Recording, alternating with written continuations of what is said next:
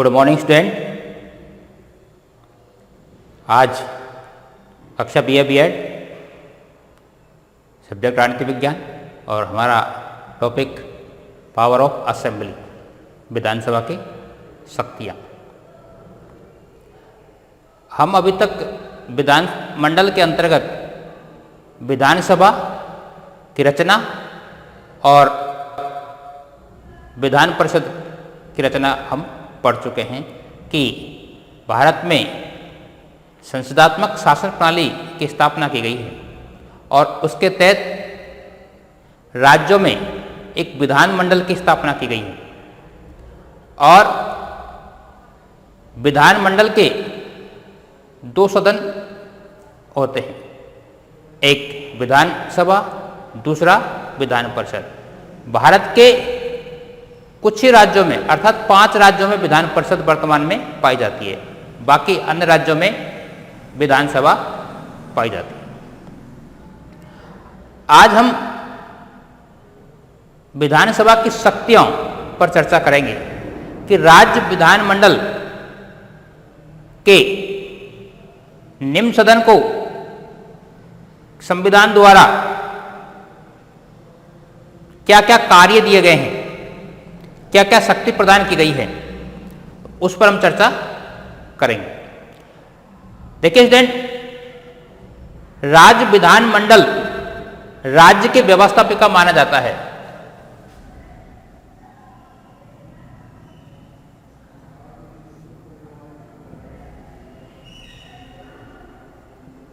राज्य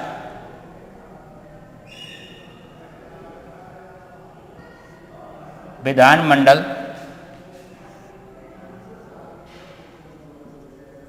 राज्य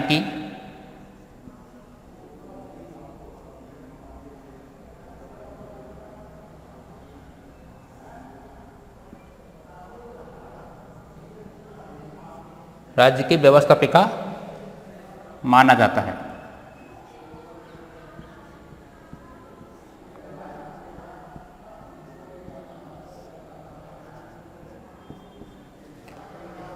और संविधान के द्वारा राज्य विधानमंडल को व्यापक शक्तियां प्रदान की गई है।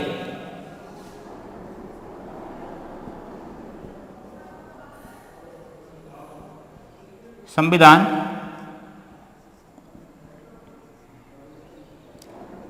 के द्वारा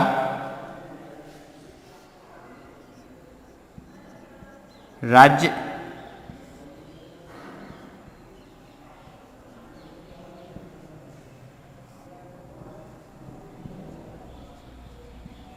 विधानमंडल को व्यापक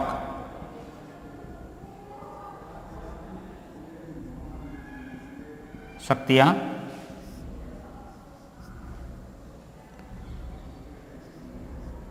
प्रदान की गई है।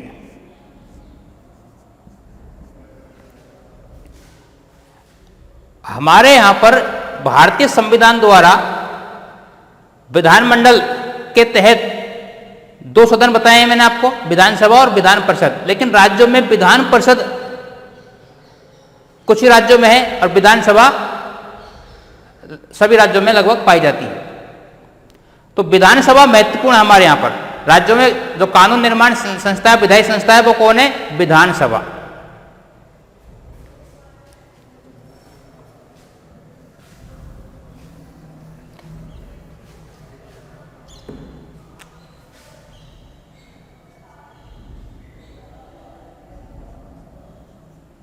राज्य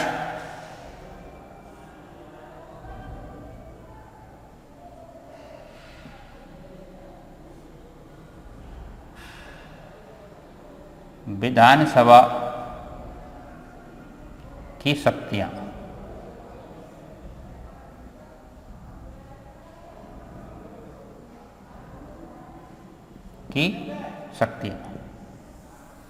जिनमें प्रथम है विधायी शक्ति।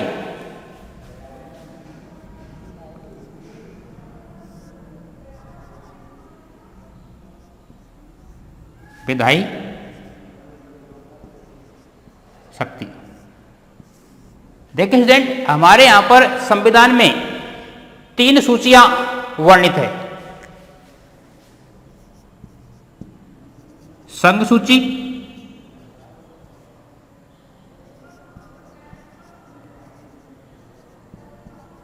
संवर्ग सूची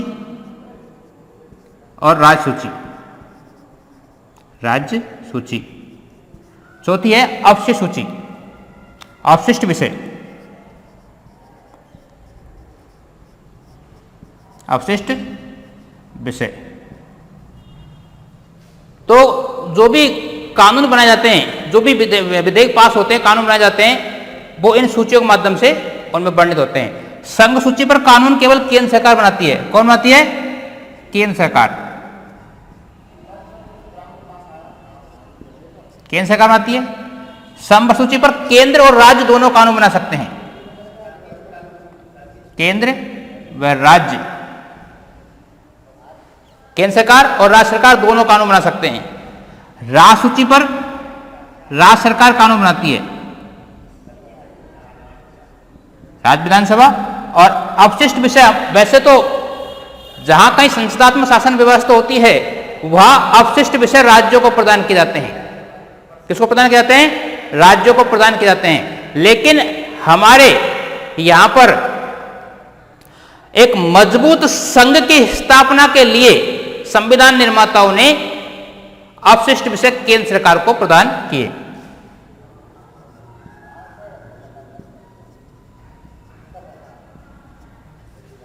संघ सूची पर केंद्र सरकार, संवर्ग सूची पर केंद्र व राज्य सरकार दोनों कानून बना सकती है। राज्य सूची पर राज्य सरकार कानून बना सकती है और अवशिष्ट विषयों पर केंद्र सरकार कानून बना सकती है।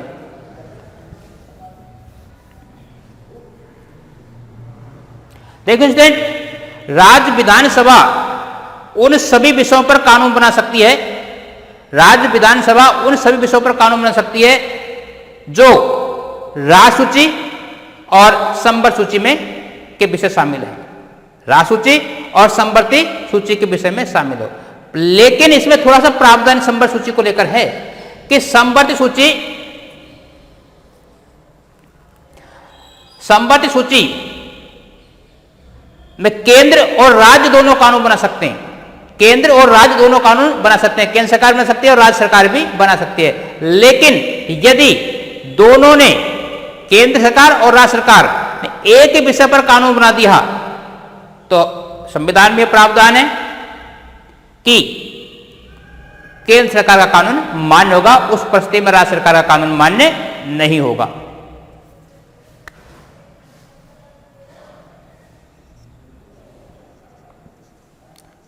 राज्य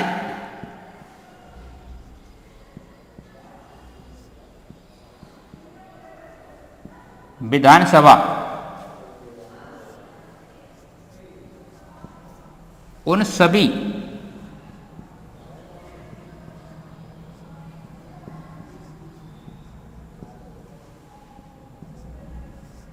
विषयों पर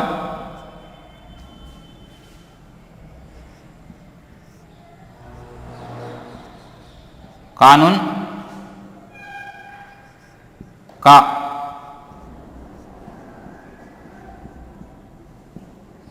निर्माण कर सकती है, जिसमें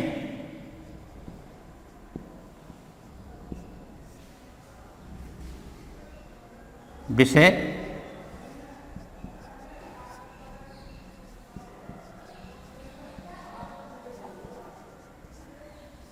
राज्य सूची व संवर्ग सूची के हों। संवर्ग सूची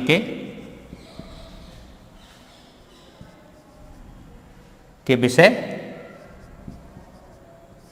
हो।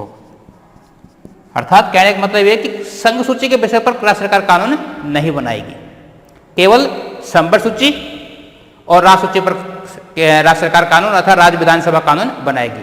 लेकिन यदि संवर्ग सूची के विषय पर संसद ने और विधानसभा ने एक विषय पर समान कानून बना दिया तो केवल संसद का कानून मान्य होगा, केंद्र सरकार कानून राज्य सरकार का कानून मान्य नहीं होगा। यह हमारे संविधान में प्रावधान किया हुआ है। आगे बढ़ते हैं।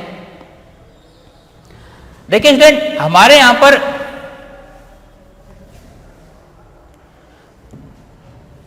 भारतीय संविधान निर्माताओं ने जो संविधान का निर्माण कर रहे थे तो उनके मन में, उनके विचार में, उनके दिमाग में इतिहास की कुछ बातें नहीं थी।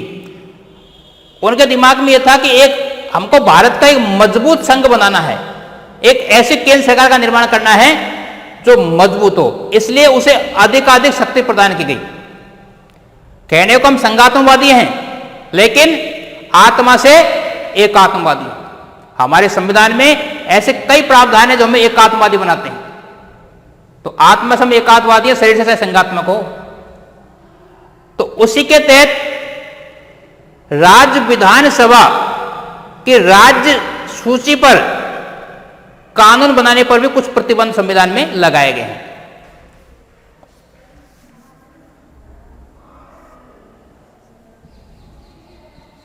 राज्य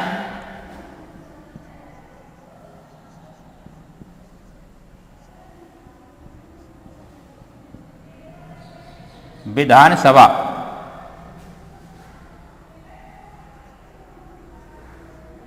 राज्य विधानसभा द्वारा राज्य विधानसभा की विधायी शक्ति पर प्रतिबंध, विधायी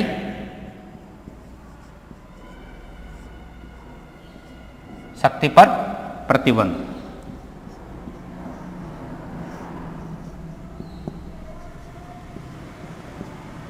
यानी कि राज्य विधानमंडल के कानून निर्माण शक्ति पर कुछ संविधान में प्रतिबंध लगा दिए गए हैं। वो प्रतिबंध क्या है?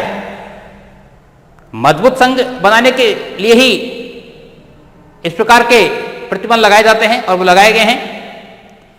पहला प्रतिबंध यह है कि यदि राज्य में 356 अर्थात संवैधानिक शासन व्यवस्था विफल हो जाती है राज्यों में और राष्ट्रपति शासन लगा दिया जाता है, राज्यपाल की रिपोर्ट पर हो सकता है कि राज्य में सरकार शासन व्यवस्था को नहीं संभाल पा रही हो या उपद्रव, लड़ाई झगड़े निरंतर बढ़ रहे हैं। यह भी हो सकता है सरकार पूर्ण बहुमत में नहीं हो और इस्तीफा नहीं दे रही हो। तो ऐसी स्थिति में राज्यपाल राष्ट्रपति को 356 के तहत राष्ट्रपति शासन लगाने की रिपोर्ट भेजता है और आग्रह करता है कि शासन व्यवस्था संविधान के अनुसार नहीं चल रही है और आप यहां पर राष्ट्रपति शासन लगाइए। तो संवैधानिक व्यवस्था विफल होने पर अनुच्छेद 356 का प्रयोग कर राष्ट्रपति राज्य में राष्ट्रपति शासन, राष्ट्रपति के द्वारा उस राज्य में राष्ट्रपति शासन लगा दिया जाता है, जिसके तहत विधानसभा निलंबित हो जाती है। और उस परिस्थिति में संसद राज्य सूची के विषय पर कानून बनाती है। उस परिस्थिति में संसद राज्य सूची के विषय पर कानून बनाती है। तो पहला प्रतिबंध 356 के तहत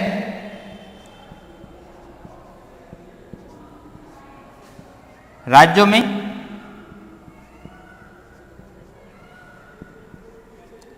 राष्ट्रपति शासन, यानी कि राष्ट्रपति शासन लग जाने के बाद संसद राज्य सूची के विषय पर कानून बनाती है। पहला प्रतिबंध यह है। दूसरा प्रतिबंध यह है कि यदि अनुच्छेद 352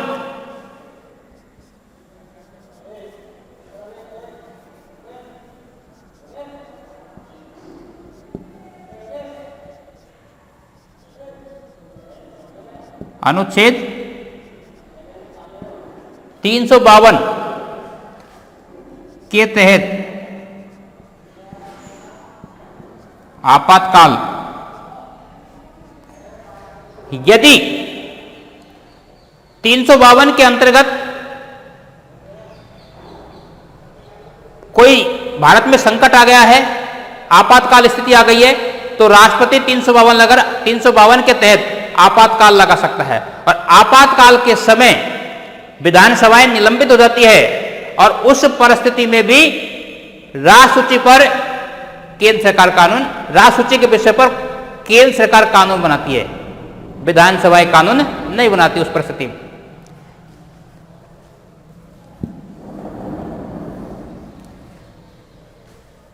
तीसरा प्रतिबंध क्या है?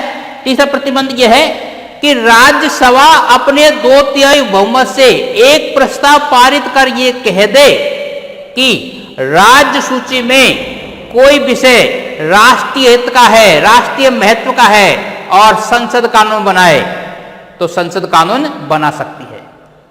तीसरा प्रतिबंध यह है कि राज्यसभा अपने 2/3 बहुमत से एक प्रस्ताव पारित कर यह कह दे कि राष्ट्र सूची पर कोई विषय राष्ट्रीय महत्व का है, केंद्र सरकार कानून बनाए, संसद कानून बनाए तो केंद्र सरकार कानून बना सकती है, संसद कानून बना सकती है। चौथा प्रतिबंध यह है कि कुछ विधेयक ऐसे होते हैं जो विधानसभा से तो पारित हो जाते हैं, लेकिन पारित होने के बाद राज्यपाल उनको अनुमति के लिए राष्ट्रपति के पास भेज देता है और राष्ट्रपति जब तक अनुमति नहीं दे तब तक वो विधेयक पास नहीं माना जाता है। और अंतिम प्रतिबंध यह है कि कुछ विधेयक ऐसे होते हैं जो राज्य विधानसभा में प्रस्तावित होने से पूर्व उस पर राष्ट्रपति की अनुमति आवश्यक है। जैसे व्यापार और वाणिज्य के संबंध में यदि कोई राज्य प्रतिबंध लगाता है तो उस विधेयक को विधानसभा में प्रस्तावित करने से पूर्व राष्ट्रपति की अनुमति आवश्यक है। एक और प्रतिबंध रह गया है, अंतर्राष्ट्रीय संधि समझौतों के पालन करने के तहत भी केंद्र सरकार संसद राष्ट्र सूची के विषय पर कानून बना सकती है, राष्ट्र सूची के विषय पर कानून बना सकती है। आगे बढ़ते हैं। स्टूडेंट्स, ध्यान रखने वाली बात यह है कि हमारे यहां पर साधारण विधेयक, विधानमंडल की बात कर रहे हैं हम, साधारण विधेयक विधानसभा में प्रस्तुत किया जा सकता है और विधान परिषद में भी प्रस्तुत किया जा सकता है, लेकिन अंतिम जो सहमति होती है वो किसकी होती है? विधानसभा की होती है, अर्थात विधानसभा ही राज्यों में महत्वपूर्ण है। तो यह है विधायी शक्ति, विधानसभा की विधायी शक्ति। आगे बढ़ते हैं। वित्तीय शक्ति,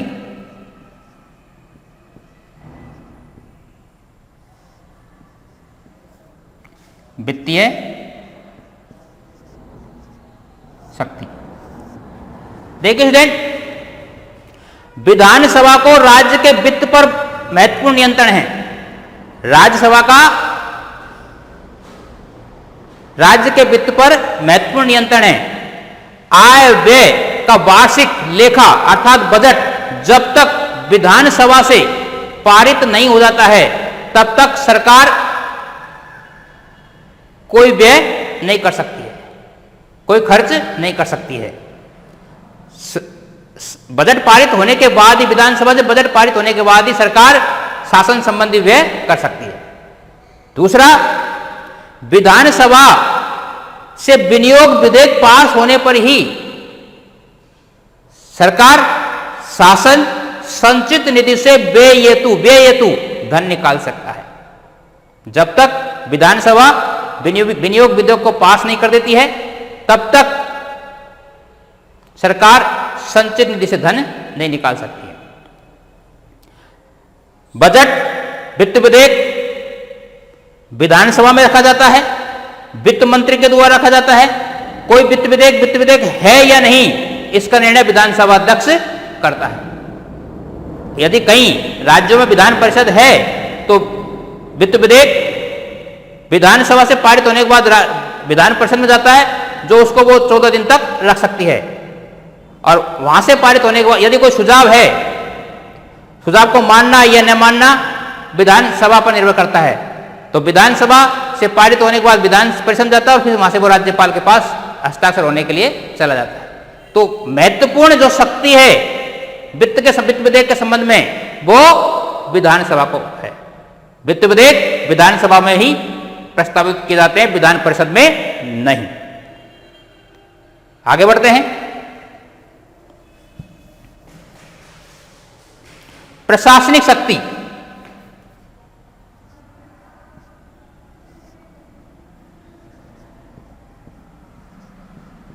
प्रशासनिक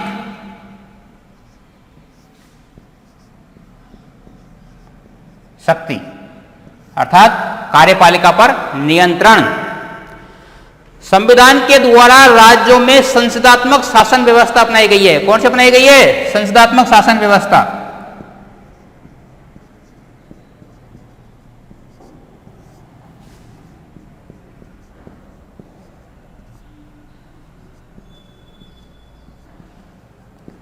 और संसदात्मक शासन व्यवस्था में यह होता है कि राज्य मंत्रिमंडल जो है, कार्यपालिका है, वो विधानसभा के प्रति उत्तरदायी है। किसके प्रति उत्तरदायी है? विधानसभा के प्रति उत्तरदायी है। विधानसभा के सदस्य ही अविश्वास का प्रस्ताव पारित कर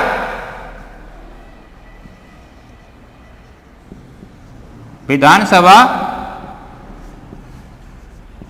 के सदस्य ही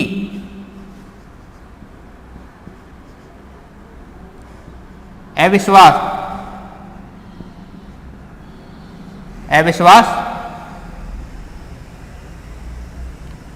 प्रस्ताव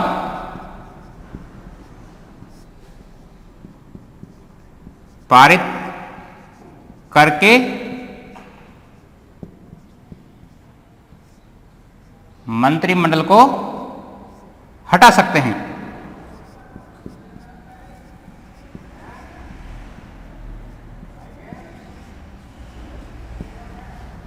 यानी कि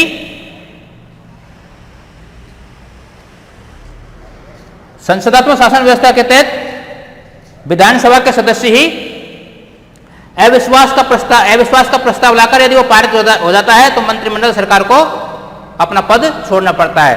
साथ साथ विधानसभा के सदस्यों द्वारा सरकार के मंत्रियों से सरकार के मंत्रियों से उनके विभागों से संबंधित प्रश्न पूछना, पूरा प्रश्न पूछना, ध्यान आकर्षण प्रस्ताव लाना, काम रोको प्रस्ताव लाना, ये सब विधानसभा के सदस्यों के द्वारा किया जाता है। अर्थात कार्यपालिका को नियंत्रण विधानसभा के सदस्य करते हैं।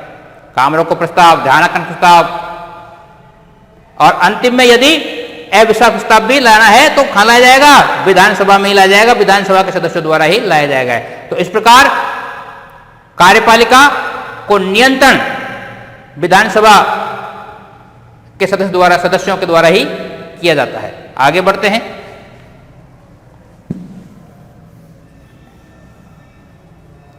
संविधान में संशोधन शक्ति।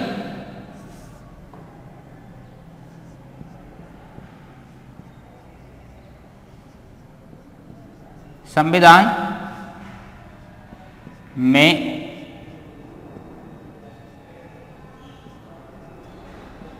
संशोधन की शक्ति। देखिए स्टूडेंट, हमारे यहां पर संविधान में संशोधन करने का अधिकार केवल संसद के पास है। संविधान संशोधन विधेयक संसद में रखे जा सकते हैं, विधानमंडल में नहीं। लेकिन संविधान के कुछ धाराओं में संशोधन करने के लिए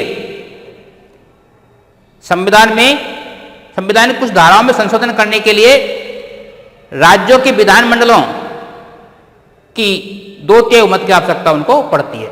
यानी कुछ विधेयक ऐसे होते हैं, कुछ धाराएं ऐसी होती है जिनमें संसद के 2/3 मत से पास होने के बाद राज्यों की सहमति आवश्यक है। बस इतनी सी शक्ति, संविधान संशोधन शक्ति राज्य विधानमंडल तथा विधानसभा को प्राप्त है।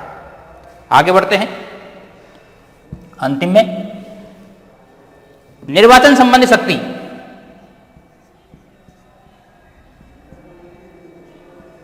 निर्वाचन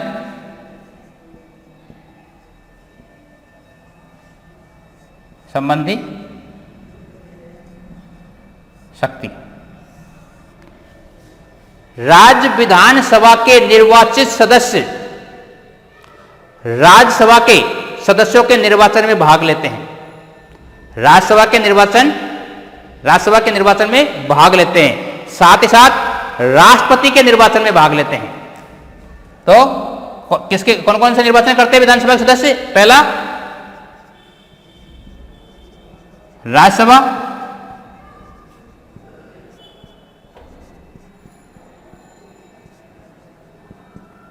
के निर्वाचन में भाग लेते हैं,